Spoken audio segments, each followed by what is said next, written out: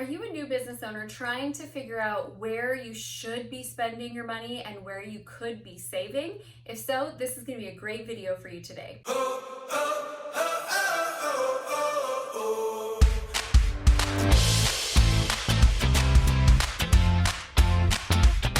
Hi, I'm Amy Walker. I'm a client acquisition specialist, and my job is to help you find the simplest ways to consistently find your ideal client. Today, we are on our third video in our four-part series on launching and starting a business. So if you're a new entrepreneur or wanting to get going, today we are focusing on where you might be wasting money and spending on things that everybody thinks you have to have when you start a business, but really you don't have to have, and you'd be better off waiting. So in today's video, I'm going to share with you 4 places that you should be spending your money and 4 places you should not be spending your money, so that way you can be wise with your startup capital. If you are new to the channel and this is your first time being here, I would love for you to subscribe. So please hit the subscribe button and then hit the bell notification so you can get notified every time we release new content, which is 3 times every week. Starting a business can be expensive. There's a lot of different opportunities for places that you can spend your money, and everybody will tell you what you need based on what they're selling. I am not here selling you anything, and so I am just going to give you the best advice that I possibly can. The first thing that I don't think you need, this is my don't spend on list, that people think you do need, is a custom website. For your first website, you have to understand that your website does not bring you sales and it does not bring you business. And everybody thinks, I have to get my website done so I can start selling. You do not. Your website is not going to bring you sales, especially if you're not paying for traffic to be given to it. So having a $5,000 website and not paying the $5,000 a month for SEO means your $5,000 website is a $5,000 business card that you still have to hand out to somebody. And so if you're not handing it out, no one's going there, it's not producing sales. So you simply don't need it, in my opinion. And I recommend that there are other places you could spend that money on that would produce more results for you. Second thing I don't think that you need is an expensive branding kit. So these are the, multi-$1,000 branding kits where they do your logo, they tell you all of your fonts, they create your brand guide for you, they, create your color palette for you, and they help you create the brand implementation, what that is going to look like. They're very awesome to have, and I love mine, but it's just not something that you do as a brand new business owner. The reality is you haven't even nailed in your message, your market, your product line as a brand new business owner. And that should happen when you're ready to expand the brand, not when you're establishing the brand. The third place I see new business owners wasting money is on really getting the right messaging. So hiring somebody to write your taglines, your slogans, hiring a copywriter to really copyright your whole program, brochure, or guide. All of that messaging is going to be really good, but the thing is your brand new business is still pretty fluid. And so until you've actually consistently marketed to and sold and figured out who is your ideal client, it's a little too early to do that.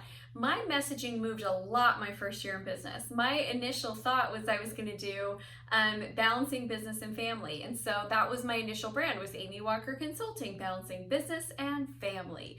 And I attracted in a lot of mommy business owners who wanted to dabble in business, and I wanted to build corporations. Like, I really wanted to build 6-figure and 7-figure businesses with people, and I was attracting in through that message clients who wanted to earn a couple extra $100 a month, and it wasn't really a good fit in terms of my consulting at the time. So what I found was I had to adjust that message, and that's why I don't recommend that you spend a lot on messaging right from the get-go, because you're gonna have a lot of moving pieces to your puzzle and you don't really know. Like, at this point, everything is a guess. So let's not put a lot of money into something that's a guess and then down the road discover that we were wrong on our guesses and now we have to redo it all. The fourth thing I don't want you to spend money on as a new business owner is paid visibility spots. So these are things like a TV show, local TV show, local news station reaching out to you and saying, We came across you online. We love what you're doing. We'd love to feature you on our network in front of X amount of thousands of people, and it only costs $5,000 or it only costs $9,000. I just recently got one that it only costs $19,000. And the reason why I don't recommend this is because those visibility spots are not good for sales. They're good for expanding your brand. So again, at this point in time, you don't really have your brand dialed into place until you've done more work in the field, gotten more feedback, figured out exactly who you work really well with, and once that's dialed in, and then you have the sales process for them, then go ahead and do things like that. But at this point in the game, it's too early and it's going to end up being a waste of money. And I have seen new business owners spend like a big chunk of their annual marketing budget on a paid visibility spot and be extremely disappointed when it doesn't bring them sales. That's not what they're designed to do. They are not sales spots. They are spots that are designed to increase visibility and awareness around an established brand that has an established sales channel. So if you don't have those things, those are places that you can absolutely just say, I don't need it. I'm going to save the money and I'm going to use it somewhere else. All right, let's jump into the 4 things that you do need as you're launching your business. Number 1 is a basic branding kit. Now, what that's going to look like is going onto 99 Designs or going onto Fiverr or going onto Upwork or onlinejobs.ph or some of these other outsourcing sites where you can outsource a project and you can get a basic logo. From that logo, then what you're going to do is you're going to pick all of the color codes, and that becomes your branding colors that you use. You're going to select 2 or 3 different fonts, one that will be a font for all the headers that you do, one that's your font that you use on the body, and maybe one that's an accent font that just kind of spices things up. And then you're going to take to Canva and you're going to create your own graphics for your Facebook headers or your social media posts, or again, you repost it again on Fiverr and you get those things that you need created and designed at a very inexpensive rate. I'm talking you should be under $250 when you're very first starting. The difference, the one exception to this is if you are a tech company who is going after funding. In that sense, you need to look like you're already all together and already have it ready to go, and that might be a different scenario, but for most small business owners, especially in the service-based sector, that's gonna really give you everything that you need, and it will allow you to get started and get rolling, and then later down the road, when you do know more about your business and your ideal client and you've got that information and you have the budget because you've generated sales, then go back and upgrade to the expensive branding kit. But you don't have to start off with it. Second thing that you need that is actually free is you need to set up all of your social media platforms. So I recommend that you figure out what ones are right for you, but you're probably going to want to have a Facebook business page because at some point you'll want to run Facebook ads. You can't do it without it. You may want to be on LinkedIn, which is one of my favorite platforms. You may want to be on Instagram. You may want to be on Pinterest. You may be working with a Snapchat client where your client's a little younger and that's where they hang out.